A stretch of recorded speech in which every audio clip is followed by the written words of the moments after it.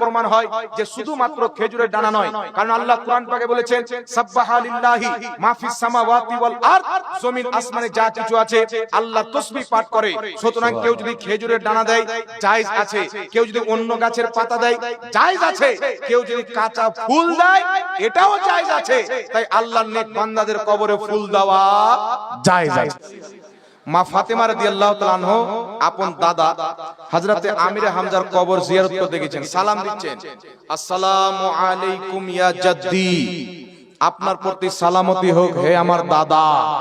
তো কবরের ভিতর থেকে আওয়াজ আসছেন ওয়া আলাইকুমুস সালাম ইয়া বিনতি, সুবহানাল্লাহ, তোমার প্রতি সালামত হোক হে আমার বেটি অর্থাৎ নাতি। বলুন সুবহানাল্লাহ। তো আমিরে হামজা রাদিয়াল্লাহু তাআলা আনহু কবর থেকে ডাইরেক্ট উত্তর দিলেন। হাকিম আল মুস্তাদরাকে হাদিস ইমাম হাকিম বলছেন হাযা হাদিসুন সহিহুল ইসনাদ, এই হাদিসের সনদ সহিহ। এইজন্য আমরা বলি জমি মেইলি नहीं होती, zaman मैला नहीं होता, मोहम्मद के गुलामों का कफन मैला नहीं। সুবহানাল্লাহ। নবী তো জিন্দা, নবীর সুন্নাতকে বুকে ধারণ করে যারা জীবন যাপন করে কবরে যাবে আল্লাহ পাক তাদেরকেও কবরে জিন্দা রাখে। সুবহানাল্লাহ সুবহানাল্লাহ। তাই বর্তমান জামানায় যেমন মহিলাদের মসজিদে যাওয়া শুধুমাত্র বৈধ ছিল নবীর জামানায়, কিন্তু নবী পাক বলতেন যেই মহিলা বাড়ির কোণাতে নামাজ পড়বে তার নামাজ হলো সবচাইতে বেশি উত্তম। হযরত ওমর ফারুকের জামানায় মহিলাদেরকে নিষেধ করে দেওয়া হলো। বুখারীতে হাদিস, মায়েশার কাছে মহিলারা আসলেন, মায়েশা বললেন তোমরা যা নিজের হুলিয়ে বানিয়ে নিয়েছো, যদি রাসূল পাক জাহেরি দুনিয়াতে থাকতেন তাহলে তোমাদের ওই হুকুমটাই দিতেন যেই হুকুমটা ওমর ফারুক দিয়েছেন, অর্থাৎ তোমাদেরকে মসজিদে আসতে নবী পাকও নিষেধ করে দিতেন। সুবহানাল্লাহ। এই জন্য মহিলাদের তখন থেকে মসজিদে আসা নিষেধ হয়েছে, সবাই সমস্ত সাহাবা সব মেনে নিয়েছেন।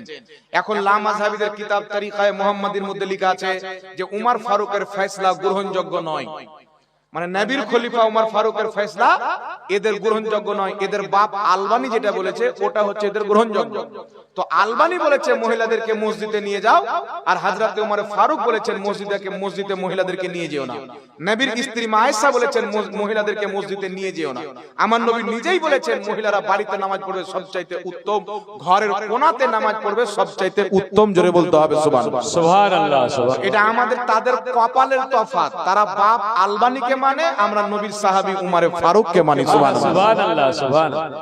এই হিসাবে বর্তমানে মহিলাদের মাজার জিয়ারত করতে যাওয়া নাজায়েজ এবং হারাম। কথা বুঝতে পেরেছেন? ইমাম বদরুদ্দিন আইনি বুখারী শরীফের শরহ উমদাতুল কারীর মধ্যে লিখেছেন বর্তমান জামানায় মহিলাদের মাজার যাওয়া হারাম। তিনি 500-550 বছর পূর্বে লিখেছেন।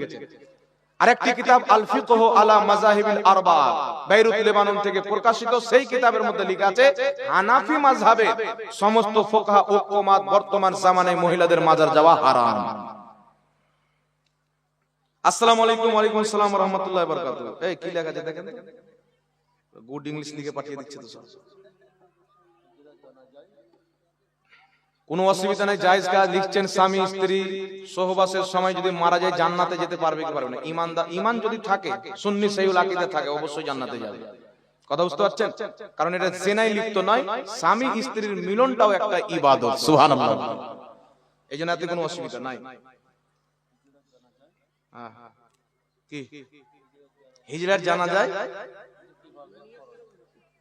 হিজরার জানাজার নিয়ত কিভাবে? হিজরা হলো দুই প্রকার, একটা দেখতে মহিলাদের মতো, একটা দেখতে ছেলেদের মতো। তো ছেলেদের দিকে যদি যায় তাহলে ছেলেদের নিয়ত হবে হাজাল মেয়েতে, আর মেয়েদের দিকে যদি যেতে হয় তাহলে হাজাইল মেয়েতে। কি আছে এটা?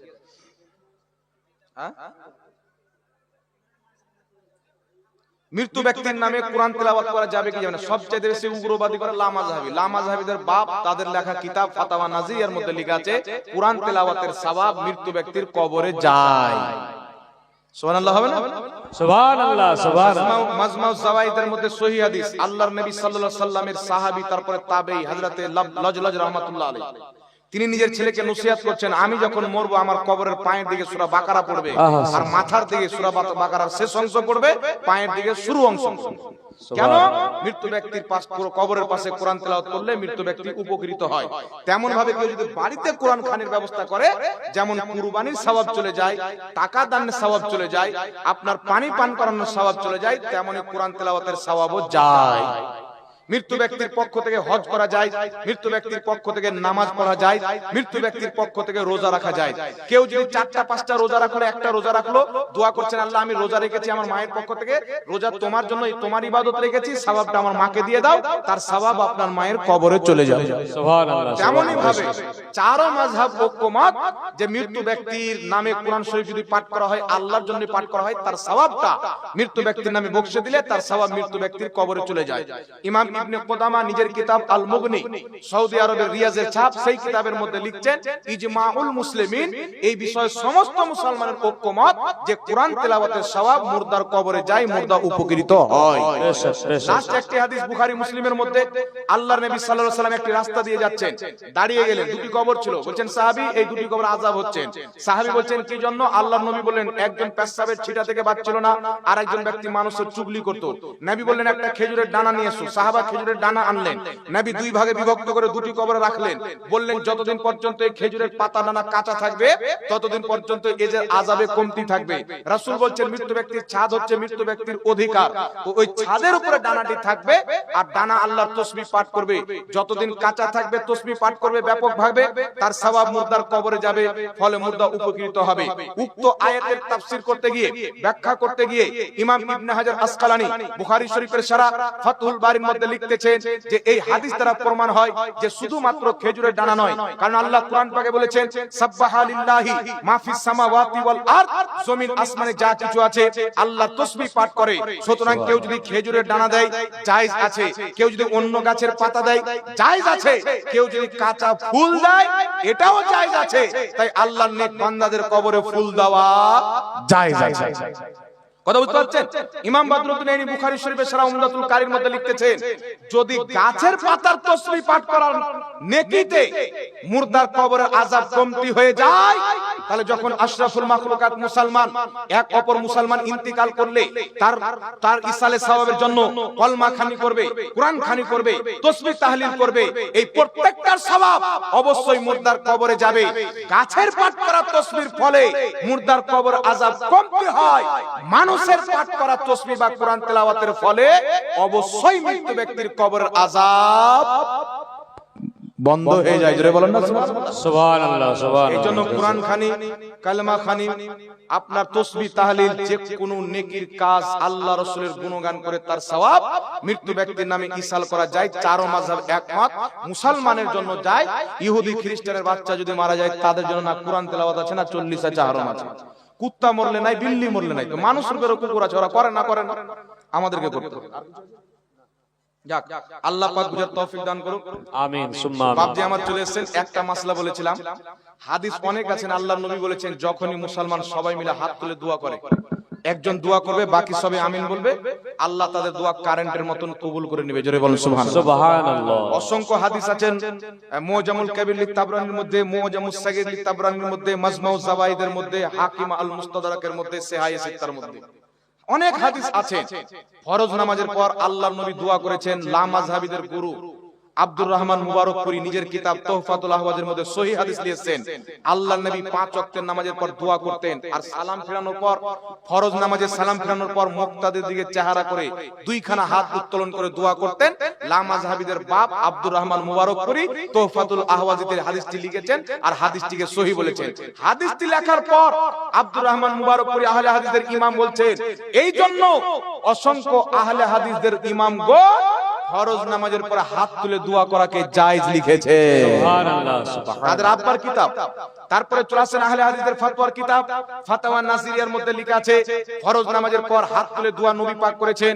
সুতরাং ফরজ নামাজের পর হাত তুলে দোয়া করা মুস্তাহাব এবং জায়েজ প্রমাণিত। ফাতাওয়া সানাইয়ার মধ্যে লা মাযহাবিদের ইমাম সানাউল্লাহ আমৃতসরি লিখতেছেন ফরজ নামাজের পরে হাত তুলে দোয়া করা জায়েজ, নবী পাক সাল্লাল্লাহু আলাইহি ওয়াসাল্লাম নিজেই দোয়া করেছেন। লা মাযহাবিদের ইমাম নাসিরউদ্দিন আলবানী নিজের কিতাব, ও একটি কিতাব লিখেছেন রাসূল সাল্লাল্লাহু আলাইহি ওয়াসাল্লামের নামাজের ব্যাপারে। সেই কিতাব বাংলাদেশ থেকে প্রকাশিত হয়েছে।